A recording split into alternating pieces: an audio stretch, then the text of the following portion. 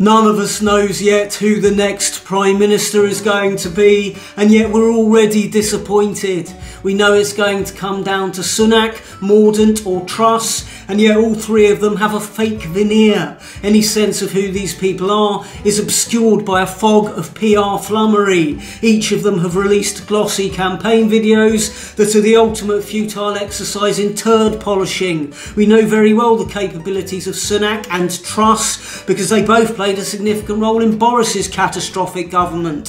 So both of them have the whiff of uselessness about them, which they try to deflect by presenting themselves in a smart and tidy way. Carefully pressed, fitted clothes, not a hair out of place, shoulders back and a rictus grin for the cameras, speaking only in the blandest of sound bites. And yet we know this stuff doesn't work. It did work 25 years ago when Tony Blair was elected. He was the archetypal fake PR concoction, and it took us a while to see it. But as the years went by, he seemed less and less sincere, more and more like a fraud, and increasingly unpalatable to the British public.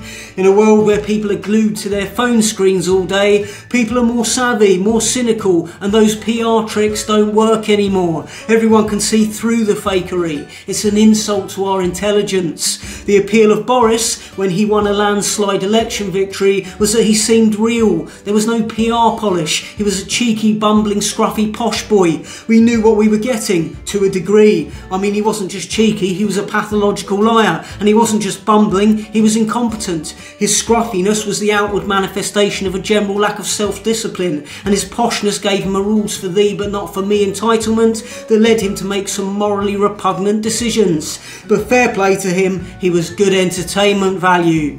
We know Sunak is a ruthless backstabber, and we get the strong sense that both Truss and Mordaunt are grossly out of their depth. And none of us would mind that so much if any of these people presented themselves in an honest, take me or leave me, I am what I am kind of way. But the pretense of competency and assuredness is just a little bit too much to stomach. Whichever of them gets elected, they're building their leadership on false foundations. They're going to get found out very quickly, and they're pretty stupid and naive not to realise that. And that's really not the sort of person you want running the country, is it?